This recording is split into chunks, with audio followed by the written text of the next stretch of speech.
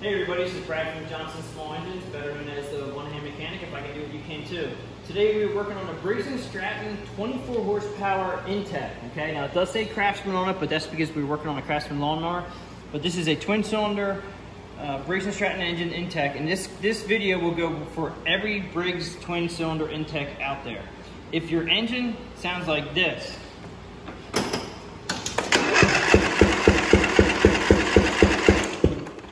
not good, and that's telling me that we have a down cylinder.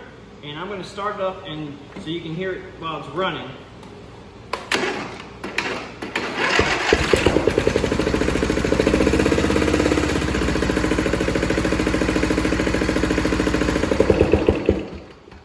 Okay, so if your engine sounds like that, there is a couple different reasons why that happens. And I'm going to get into it with you in a minute here. Let's get to the tools and I'll show you what we need today. Okay, from left to right, 3/8 ratchet. We do need a 5/8 spark plug socket or a 5/8 deep socket to get the spark plugs out. I use my electric 1/4 inch electric ratchet, 3/8 extension for your 3/8 ratchet, 1/4 inch ratchet with a 1/4 inch extension, and a 3/8 inch socket. So let's get started. If your engine sounds like that, you have an issue with the valve guide, and I will show you that in a second. What you want to do is you want to take out your spark plugs one at a time to find out what cylinder it is. Pretty easy to do. If you take out the one spark plug, we're going to start with the right side if you're sitting on the tractor. I'm just going to take this one out. Okay, then we're going to crank it over and listen to it.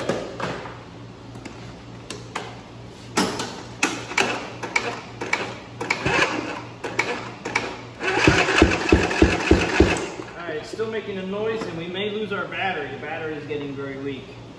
So it's still making a noise. So I'm going to put this one back in. I'm just going to put that in for hand tight for the video purposes. And we're going to take this side off.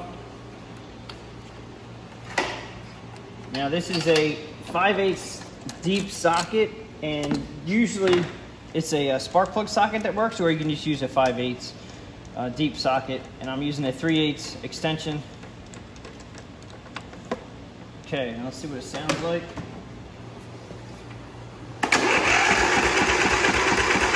That noise went away.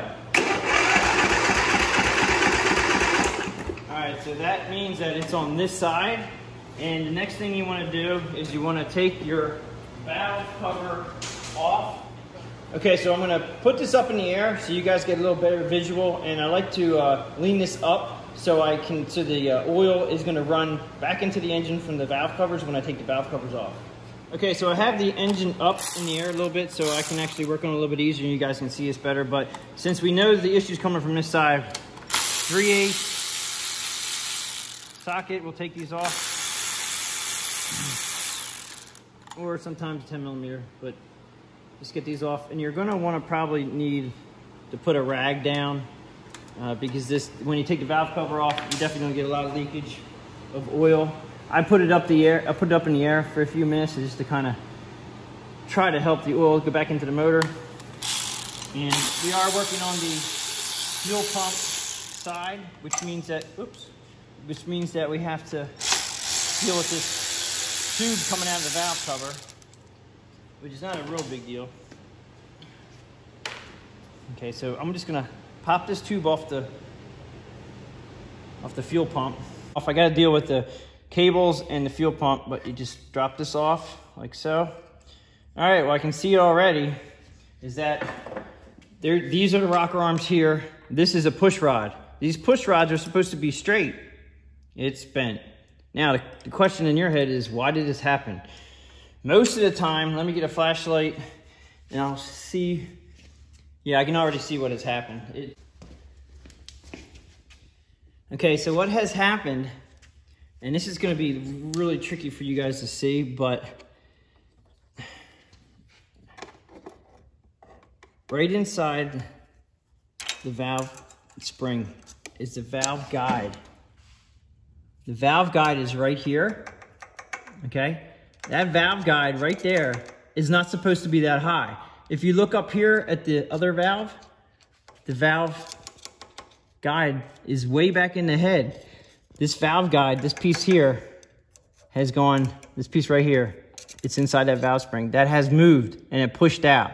And what happened was it pushed out to the point where it would not allow the valve to come back down. So the rocker arm got extremely loose because it couldn't go through its motion of up and down. So the push rod, which goes all the way down yonder, and it goes onto the tappet inside the engine, which runs the cam lobes.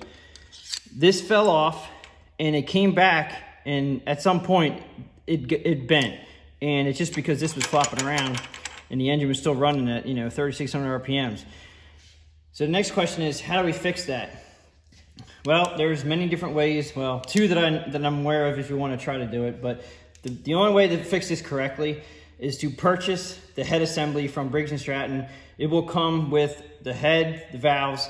It'll have the guide that's been pressed in at the factory has moved out. Normally that's due to heat. And what you need to do is you can buy a new head assembly, or you can try to push that valve guide back in and attempt to, what they call peening it, by putting little peen dots and try to manipulate the aluminum to hold on to that guide.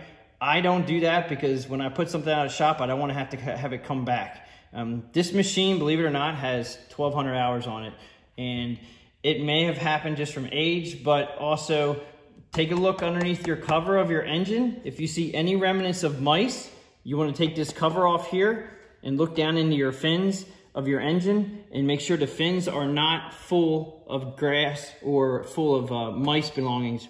Mice will overheat the engine. Overheating the engine will allow that guide to move out of its place, and then it'll ride up, and then in turn the valve won't move, the rocker arm falls off, bends the push rod, or the push rod just sits off to the side, and you get that noise that you heard. So basically that noise that you heard was a bad valve guide coming out of the engine block and not allowing the valve to do its job and the rocker arm to do its job. So that's why you basically were down a cylinder. And if you run it that way, it's not good. It's not good for anything. You can do more damage by doing that. This is another thing I want to show you. Okay, so to order the correct head for your motor, you're going to need your model type and code from your engine, which is right here. Okay, so just make sure that you use the model type and code. You're probably just going to need the model and type. Go to the interwebs, internet, and find yourself a good Briggs and Stratton parts lookup. Find the head assembly that you need, or your head assembly in. Normally they come with the gaskets that you need to do the job and get it back together again. Okay, so this pretty much sums it up for this video, and I just wanted to show you that, if you have that sound in your motor, it's going to be one of the two sides. Normally that's from heat, and it's the valve guide that came up and out of where it should be. If you have any questions or comments, please leave them below. If you like this video, please give it a thumbs up. Please subscribe, tell your friends, and I will catch you on the next one.